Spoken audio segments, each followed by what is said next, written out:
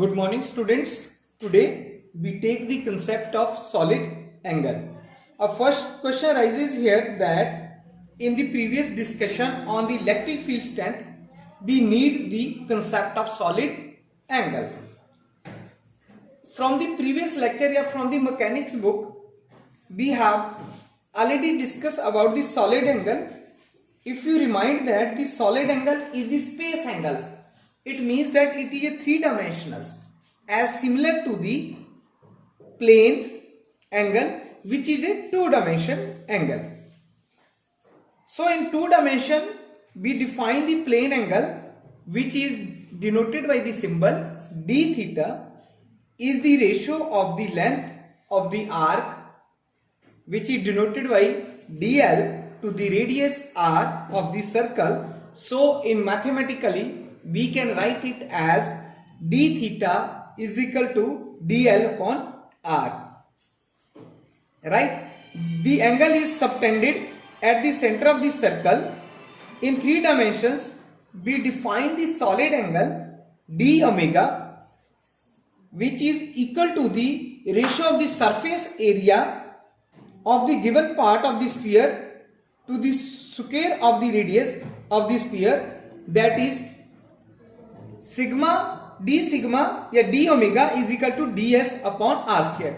Yeah, in other words I can write it as it is the ratio of the area of any sphere intercepted by the cone to the square of the radius of that particular sphere is constant and independent of the sphere. So it is denoted by the letter omega. So solid angle is equal to omega is equal to s upon r square as shown in figure. आप वहां से भी देख सकते हैं, ठीक है, where s is the area of the sphere of radius r intercepted by bonding lines of the cone as shown in figure A. The solid angle is measured in स्टेरेडियंस जिसको हम SR से भी लिख सकते हैं या यूनिट्स भी बोल सकते हैं. अब from the first figure I would like to write it here as the solid angle subtended by the area ds at a point O at a distance r is given by d omega is equal to ds upon r square. अब मैंने modulus लगाया है, modulus इसलिए लगाया क्योंकि area मेरा negative में नहीं हो सकता है. That's why I have put here the magnitude या modulus ds upon r square. अब सेकंड क्या है, the solid angle subtended by area ds at a point O at a distance r that is as shown in figure 2 की बात कर रहा हूं. अब मैं पहले मैंने a की बात की थी, अब मैं 2 की बात कर रहा हूं. Then omega is equal to mod of ds upon r square into cos theta. The solid angle subtended at the center of a closed sphere. Omega is equal to integration d omega is equal to, अब surface की बात की है मैंने, close surface आ गया मेरे पास ds upon r square. तो 1 upon r square close surface integral ds. अब वो मेरे पास स्फीयर था तो स्फीयर का एरिया कितना होता है 4 पाई r square. तो मैंने इंटीग्रेशन करके 4 पाई r स्क्वायर लिख दिया, r स्क्वायर से r स्क्वायर कैंसिल आउट हो गया, then we have the 4 pi. तो here we can say that the solid angle subtended by a close surface of any shape at a point inside it always equal to 4 pi steradians. ठीक है, क्योंकि उसका unit जो है उसके बराबर वो मेरे पास हो सकता है. राइट. अब हमारे पास क्या होता है, अगर मैं इसी क्वेश्चंस को क्या करता हूं या एग्जाम में आता है तो वो हमें क्या करता है, 3 पॉइंट्स भी देता है या 3 रेशियोज देता है कि when the solid angle subtended by A sphere at its centre, at its centre की बात करते हैं तो हमारे पास क्या होता है d omega is equal to ds upon r square. अब ds अपॉन r स्क्वायर क्या हो गया, इसका मतलब ये हुआ कि जो ds is parallel to r, the total solid angle subtended by the spherical sphere at its center is omega is equal to 4 pi के बराबर है जो हमने निकाला है. अब सेकेंड पॉइंट क्या हो सकता है, the solid angle subtended by a closed surface at any point inside it. What can we do? Then we can write it as that Suppose we have a closed surface of any shape and a point P anywhere inside it. अब कोई भी point ले लो इसके बीच में P, ठीक है, dry spherical surface around that P, या कोई भी पॉइंट ले सकते हो, ऐसा नहीं कि मैंने P बोल दिया आपने P लेना, whatever may be the points. The solid angle subtended by an elementary surface area ds at P is equal to the solid angle subtended by the elementary surface area ds of the sphere. अब it means that the corresponding to every elementary area of the surface S1 will be a sphere area of S1. Any closed surface subtend an angle 4 pi on any point inside it. अब दोनों देख लो, अगर इसके centre पे होता 4 पाई आता, अगर any close surface subtend an angle करता 4 पाई, तब भी वो 4 पाई के बराबर होता है. अगर क्या होता है in case solid angle subtended by a close surface at any point outside it, अगर मेरे पास जो एरिया वो आउटसाइड रहता है, या सॉरी जो पॉइंट है वो आउटसाइड आ जाता है, what can we do then? फिर सेम क्या होगा मेरे पास, हम क्या करेंगे, consider a point P outside a close surface S. The solid angle subtended by an elementary surface area ds1 and ds2 are same in magnitude. What? Opposite in sign. अगर opposite in sign होगा तो इसका मतलब क्या होगा कि जो ds1 है और ds2 है वो acute and obtuse angles होंगे with respect to r. So the net solid angle subtended by two elementary surface area will be 0. अब यहां से क्या कंक्लूजन निकला कि जब भी मेरे पास कोई पॉइंट जो है P आउटसाइड रहेगा तो उसमें जो नेट कॉरस्पॉन्डिंग एरिया होगा या सरफेस एरिया होगा वो विल बी 0 होगा. ठीक है, अगर इनसाइड है एट द सेंटर है तो 4 पाइस होगा हमारे पास. ये पॉइंट नोट करके रखना आपने. डियर स्टूडेंट्स, जैसा कि नेक्स्ट आर्टिकल है हमारे पास गॉस थ्योरम ऑफ इलेक्ट्रोस्टैटिक्स, या इसको हम इंटीग्रल फॉर्म भी बोल देते हैं ऑफ गॉस लॉ, क्योंकि हमारे पास दो फॉर्म्स होती है, एक डिफरेंशियल फॉर्म होती है, एक इंटीग्रल फॉर्म्स होती है. और एग्जाम में क्या आता है, मैक्सिमम टाइम जो है इंटीग्रल फॉर्म या डिफरेंशियल फॉर्म में से क्वेश्चंस आता ही है. तो वो क्वेश्चंस क्या होगा, state and prove Gauss theorem of electrostatic in integral form लिखा जाएगा या डिफरेंशियल फॉर्म लिखा जाएगा. तो सबसे पहले हम स्टेटमेंट्स देखते हैं.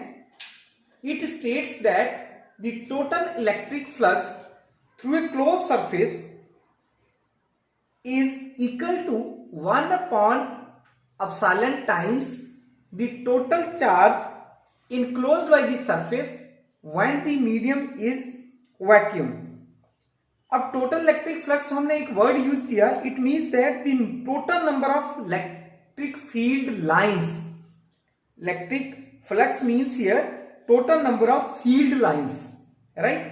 Mathematically, we can write it as the electric flux which is denoted by the letter phi through a closed surface S enclosing a net charge Q is given by phi is equal to closed surface integral E dot ds is equal to Q upon epsilon naught.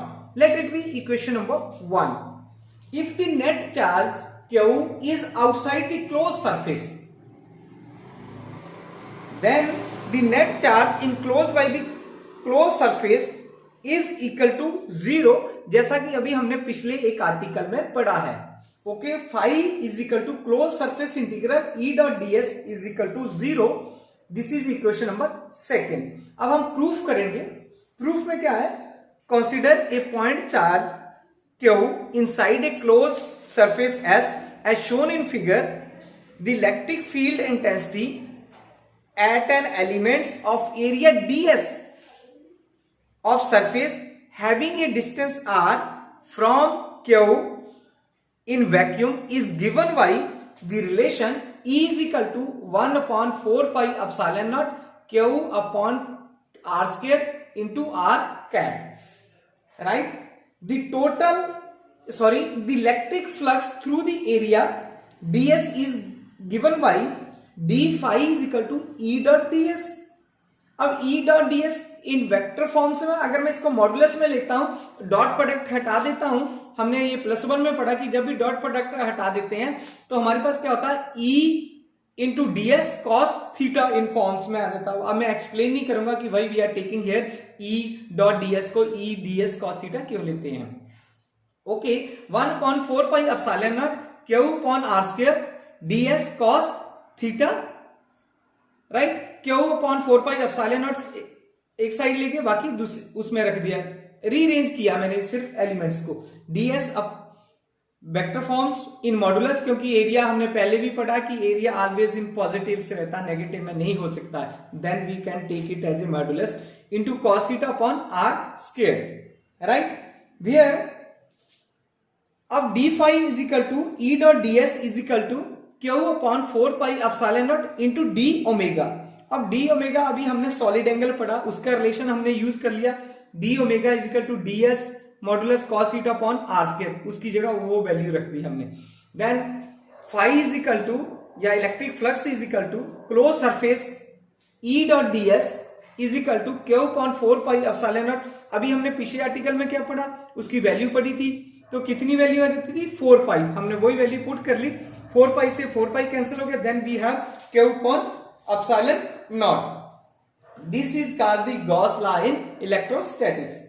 अब क्या होता है, कई बार क्या करते हैं वो थोड़ा सा मॉडिफाइड वर्जन्स भी हमारे पास आ जाता है क्वेश्चंस में कि prove that close surface integral S d dot ds is equal to q के बराबर है, वो हमें ऐसा भी पूछता है। तो हमने क्या किया, सिर्फ q एक साइड रख लिया और एप्सिलॉन नॉट को मल्टीप्लाई कर दिया, किससे, epsilon not e dot ds close integral जो है हमारे पास, यहाँ पे सरफेस एस लिखो चाहे ना लिखो, इट डिपेंड्स अपॉन यू, लिख दो तो बेटर है, क्योंकि क्लोज इंटीग्रल से हमें पता चल जाता है कि वो सरफेस इंटीग्रल ही है।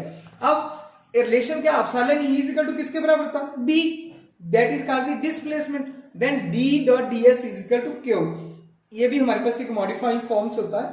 Suppose in case the close surface encloses more than one charges, then the total flux through the whole surface is given by 1 upon epsilon naught q1 q2 q3 so on 1 तक पहुंच जाता है हमारे पास। तो हम उसको कैसे लिख सकते हैं, तो 1 upon epsilon naught summation I varies 1 to n qi।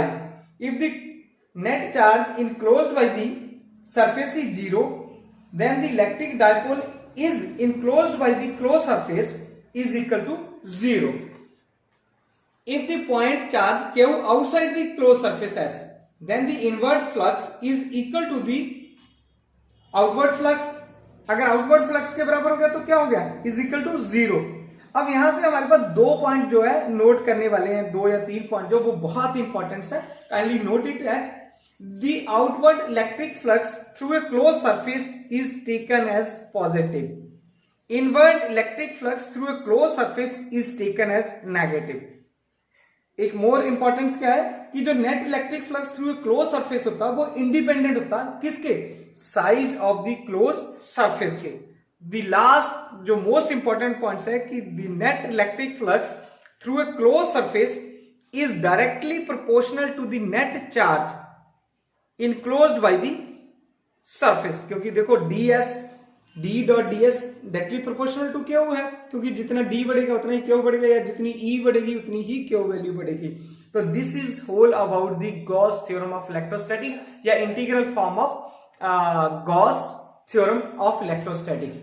ये बहुत इंपॉर्टेंट है, तो इसको अपनी नोटबुक पे राइट आउट करके इसको, मुझे एक और भी फॉर्म होगी, डिफरेंशियल फॉर्म भी होगी, ये हमारे पास एक असाइनमेंट का काम भी करेगा, आपने असाइनमेंट के तौर पे भी इसको मुझे भेजना है, ठीक है। पर पहले हम इंटीग्रल फॉर्म पढ़िए और उसके बाद जो नेक्स्ट लेक्चर होगा उसमें हम डिफरेंशियल फॉर्म पढ़ेंगे और रिलेटेड कुछ न्यूमेरिकल करेंगे, तब आपने ये मुझे कंप्लीट करके भेजना है। Hope you enjoy this lecture, thank you very much.